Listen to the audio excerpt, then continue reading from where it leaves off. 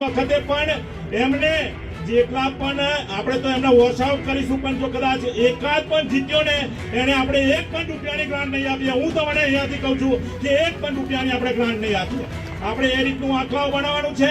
આપણા deputy CM સાહેબ આવ્યા છે અને આપણે બધાને જે પ્રમાણેનું આંકડાઓ જોઈતું હશે એ પ્રમાણેનું આંકડાઓ બનાવી આપશે. મિતેશ પટેલ એમ કે હું કોંગ્રેસની કોઈ સરકાર આવશે તો હું ત્યાં તે લોકોને કોઈ પૈસા નહીં આપું, કોઈ ગ્રાન્ટ નહીં આપું. કે શું તમારા બાપના પૈસા છે?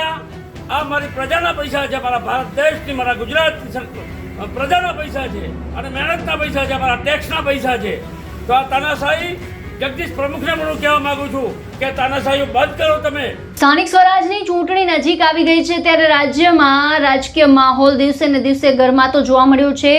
આ દરમિયાન આણંદ જિલ્લાના આંકલાવ ખાતે યોજાયેલી એક જાહેર સભામાં ભાજપના સાંસદ મિતેશ પટેલ દ્વારા આપવામાં આવેલું નિવેદન ચર્ચાનો વિષય બન્યો છે.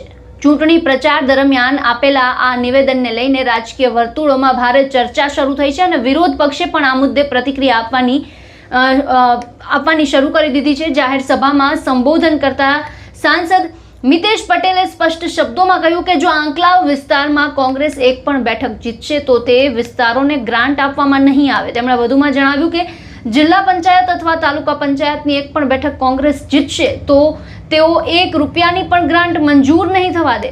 હવે આ નિવેદનને રાજકીય રીતે ખૂબ જ ગંભીર માનવામાં આવી રહ્યું છે કારણ કે તે વિકાસ કાર્ય સાથે જોડાયેલા મુદ્દા પર સીધા રીતે અસર કરે છે. હવે આ મુદ્દે માલધારી સમાજના ભુવાજી નાગજીભાઈ છે તે પણ મેદાન આવ્યા છે. તેમણે સાંસદ મિતેશ પટેલે આપેલા નિવેદનને લઈને તેઓ ઉગ્ર જોવા મળ્યા છે અને આ મુદ્દાને લઈને તેમણે શું કહ્યું છે તે સાંભળો.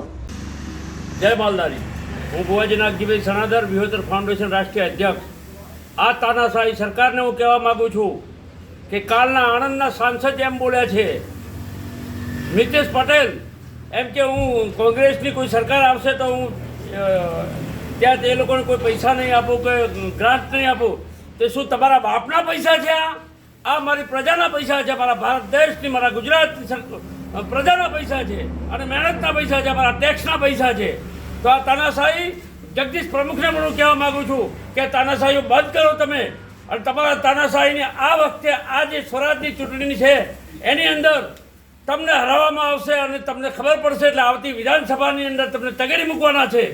એટલે હું તો સંઘવી સાહેબને કહું છું કે તમે પણ હાજર બેઠેલા હતા તો તમે આ બધું સાંભળીને તાનાશાહીઓ આજે નથી ચાલવા દેવાની, કાલે નથી ચાલવા દેવાની. અને મિતેશ પટેલના આ નિવેદનને લઈને અને સાથે સાથે નાગજી ભુવાજીએ જે આ નિવેદન આપ્યું છે તેના પર આપના શું વિચાર છે, આપના શું મંતવ્ય છે અમને કમેન્ટ બોક્સમાં જણાવો અને અમારી ચેનલને લાઇક, શેર અને સબસ્ક્રાઇબ કરવાનું ભૂલશો નહીં.